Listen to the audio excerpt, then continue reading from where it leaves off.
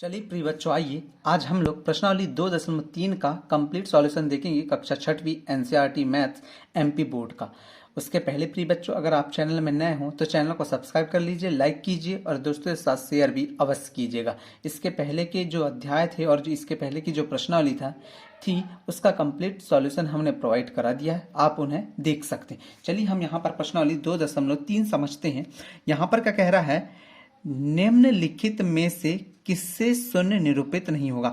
हमें यहाँ पर 4 सवाल दिए गए हैं। इन 4 में से ऐसा कोई सवाल है एक जिसमें से या चारों हो सकते हैं या चारों नहीं हो सकते। हमें बताना है ऐसा कौन सा सवाल है जिसमें शून्य नहीं आएगा उत्तर। तो देखिए, अगर हम 1 में 0 जोड़ते हैं तो 1 और 0 जोड़े तो क्या आ जाएगा, यहाँ पर 1 आ जाएगा, मतलब यह शून्य निरूपित नहीं करता। तो हम उत्तर में क्या लिखेंगे कि 1 धन 0 शून्य निरूपित नहीं करता है, क्योंकि 1 धन 0 को जोड़ने पर 1 आता है। यहाँ पर 0 गुणा 0, हमेशा 0 का किसी भी संख्या के साथ गुणा किया जाए तो हमेशा क्या आता है, 0 ही आता है। ठीक है, उसी प्रकार 0 के बटे 2, किसी भी संख्या को अगर आप भाग दे रहे हैं और ऊपर 0 है तो हमेशा 0 आता है। लेकिन अगर आपने इस प्रकार से कर दिया, जैसे मान लीजिए आपके पास 2 लिखा है और आपने क्या कर दिया, 0 से भाग दिया, तो यहां पर 0 नहीं आएगा। इस कंडीशन में क्या आ जाता है, अनंत आ जाता है।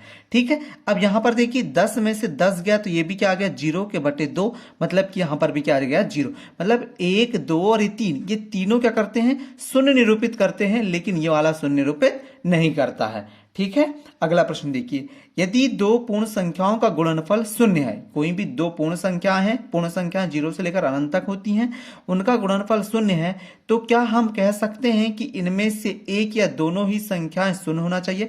उदाहरण देकर अपने उत्तर की पुष्टि कीजिए। तो हम क्या कह सकते हैं, हाँ, अगर दोनों संख्याएं क्या हैं तो क्या लिख सकते हैं हम लोग, दूसरे का उत्तर देखेंगे, आंसर देखेंगे, हम लोग क्या कह सकते हैं, हाँ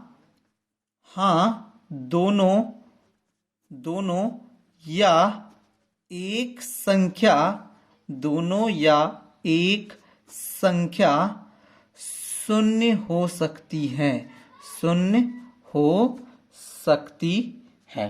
ठीक है, आप इस प्रकार से लिख लिए। अब शून्य हो सकती कैसे, अब हमें यहां पर सिद्ध करके ही बताना है। तो सिद्ध कैसे करेंगे, ध्यान से देखिए। सिद्ध करने के लिए हमें एक मान लिया हमने 0 और दूसरी संख्या का ले लिया 1 ले लिया, गुणा में क्या ले लिया हमने 1। यहां पर बोला है देखिए, गुणनफल बोला, गुणनफल शून्य होता है। तो देखिए हमने यहां पर 0 लिया और 1 क्या ले लिया, 1 ले लिया। अब इन दोनों का आपस में गुणा करें तो 1 शून्यम क्या होता है, शून्य होता है। ठीक है, अगर मान लीजिए अब दोनों ही संख्याएं शून्य हो तो 0 का 0 से भी गुणा करें तो क्या आ जाता है, 0 आ जाता है। तो इस प्रकार से आप इस प्रश्न का उत्तर लिख लीजिएगा। अगले प्रश्न पे चलते हैं। तीसरा प्रश्न, यदि 2 पूर्ण संख्याओं का गुणनफल 1 है तो क्या हम कह सकते हैं कि इनमें से एक या दोनों ही 1 के बराबर होनी चाहिए। उदाहरण देकर अपने उत्तर की पुष्टि कीजिए। क्या कह रहा है, यदि 2 पूर्ण संख्याओं का गुणनफल 1 है, क्या है, दोनों पूर्ण संख्याओं का गुणनफल कितना है, 1 है, तो क्या हम कह सकते हैं कि इनमें से एक या दोनों ही 1 के बराबर होनी चाहिए। उदाहरण देकर अपने उत्तर की पुष्टि करना है। तो ध्यान से देखिए, हम यहां पर अब 2 पूर्ण संख्याएं ले लेते हैं। 2 पूर्ण संख्याएं क्या क्या ले लेते हैं, एक तो ले लेते हैं, हम लोग पहले लिख लेते हैं क्वेश्चन नंबर 3 का आंसर।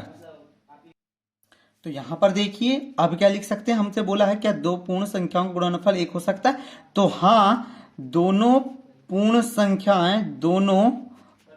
संख्याएं यहां पर क्या होंगी, दोनों पूर्ण संख्याएं 1 गुणा 1 बराबर कितनी हो जाएगी, 1। यहां पर क्या हो जाएगा, हमारा उत्तर हो जाएगा। ठीक है, इस प्रकार से तीसरे का भी उत्तर लिख लीजिए। अब चौथे प्रश्न पे चलते हैं। चौथा प्रश्न है, वितरण विधि से ज्ञात कीजिए। हमें यहां पर सवाल दिए गए हैं, अब हमें इन्हें वितरण विधि से हल करना है। तो पहला सवाल क्या है, 728 गुणा 101। तो देखिए हम इसको समझते हैं। चौथे नंबर का प्रश्न है, पहले नंबर का हमारा क्वेश्चन नंबर चौथे का पहला है, वितरण विधि से हमें हल करना है।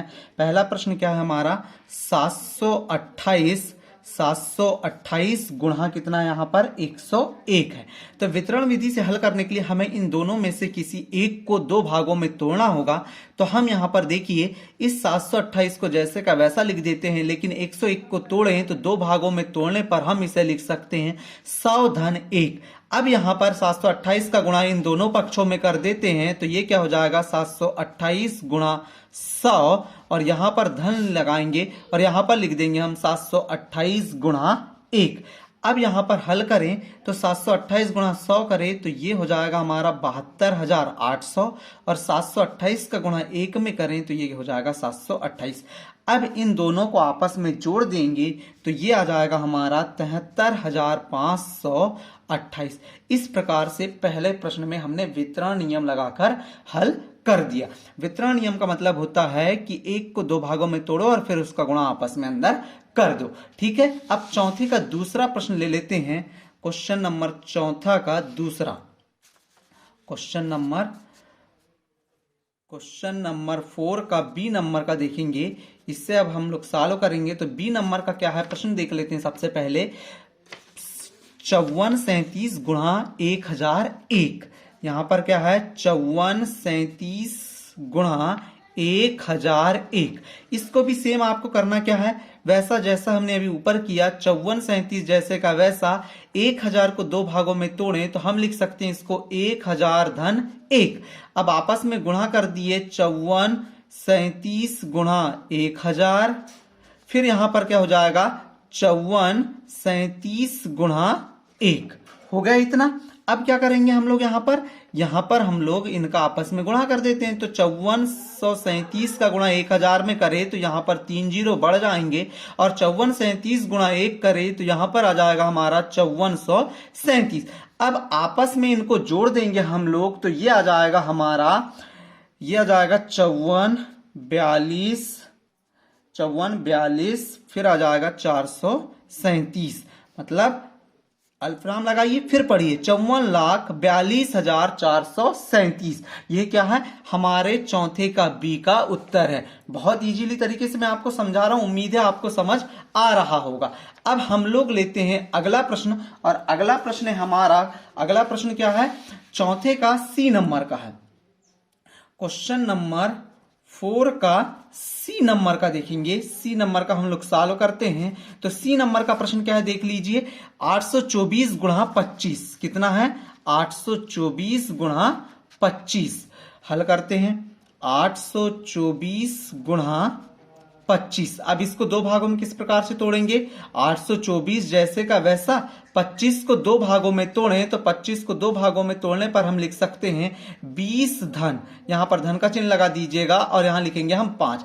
अब क्या करेंगे हम लोग 824 गुणा 20 कर देंगे, फिर यहां पर धन का चिन्ह लगाएंगे, फिर 824 गुणा 5 कर देंगे।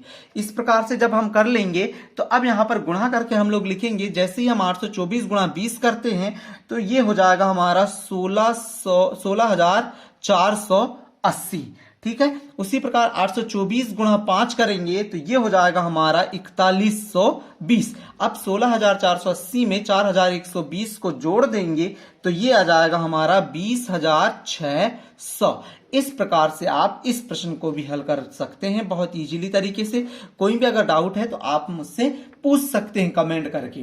ठीक है, अगला प्रश्न देखते हैं। अगला प्रश्न क्या है हमारे सामने, अगला प्रश्न है 4275 गुणा 125। अब हमें क्वेश्चन नंबर, यहां पर क्वेश्चन नंबर कौन सा है, ये क्वेश्चन नंबर हमारा चौथा चल रहा है, उसका अब हम लोग करेंगे डी नंबर का सॉल्व।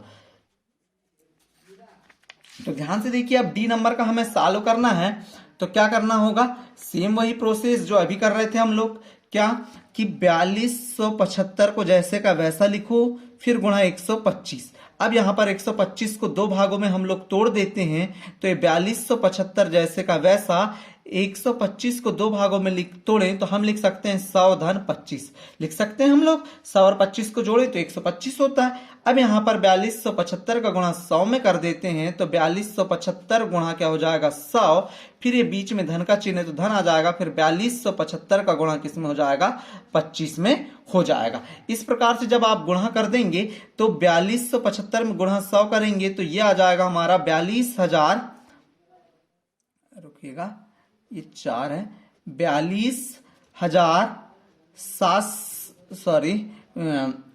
4,27,500 आएगा। कितना आएगा 4,27,500। अब यहाँ पर 4275 गुणा 25 कर दीजिएगा तो ये आ जाएगा आपका 1,06,875, 1,06,875। अब इन दोनों को आपस में योग करेंगे तो ये आपको मिलेगा 5,34,375। क्या करा हमने सबसे पहले 4275 गुणा 125 था तो 125 को दो भागों में तोड़ दिया, तो दो भागों में तोड़ने पर यहां पर क्या हो जाएगा 100 धन 25। अब 100 धन 25 को जब दो भागों में तोड़ा तो 4275 गुणा 100 करेंगे और 4275 गुणा क्या कर देंगे 25। अब जैसे ही हमने 4275 गुणा 100 करा तो उनको आपस में जोड़ देंगे, 4275 गुणा जो 25 करने पे आया उन दोनों को, तो ये आ जाएगा हमारा 5,34,375। इसी प्रकार से अब हम लोग क्वेश्चन नंबर चौथे का 5वें नंबर का देखेंगे, ई नंबर का जो हमें दिया गया है, और वह है हमारा सवाल 504 गुणा 35। 504 गुणा 35। अब हम लोग 504 गुणा 35 को हल करेंगे तो हम लोग यहां पर उसी प्रकार जिस प्रकार से हमने ऊपर हल करा है वैसा ही इसको हल करेंगे। तो ये 504 जैसे का वैसा गुणा का चिन्ह लगा देंगे। अब 35 को दो भागों में जब तोड़ेंगे तो हम इसको लिख सकते हैं 30 धन 5। तो यहां पर क्या हो जाएगा हमारा 504 गुणा 30, यहां पर धन का चिन्ह है तो ये धन आ जाएगा, फिर इस 504 का गुणा 5 में कर देंगे तो 504 गुणा 5 लिख देंगे। जब हम लोग 504 गुणा 30 करेंगे तो ये आ जाएगा हमारा 15,120, और उसी प्रकार से हम 504 का गुणा 5 में करेंगे तो ये आ जाएगा हमारा 2,520। अब हम 15,120 और 2,520 को आपस में जोड़ देंगे तो ये आ जाएगा हमारा 17,640। ये हमारे चौथे का ई नंबर का उत्तर हो जाएगा। ठीक है प्रिय बच्चों, तो आप इस प्रकार से वितरण नियम का प्रयोग करते हुए पूरे चारों प्रश्नों के सही सही उत्तर हल कर लीजिएगा। अगर आपको कोई भी दिक्कत है तो आप हमें कमेंट करके अवश्य पूछिएगा। अब अगर आप चैनल में नए हो तो चैनल को सब्सक्राइब भी कर लीजिएगा। अब हम लोग चलते हैं अगले प्रश्न पर। अगला प्रश्न हमारा 5वां प्रश्न है। 5वां प्रश्न क्या कह रहा है देखिए। 5वां प्रश्न कह रहा है हमसे निम्नलिखित प्रतिरूप का अध्ययन कीजिए। हमें यहां पर जो दिए गए हैं प्रतिरूप उनका अध्ययन करना है।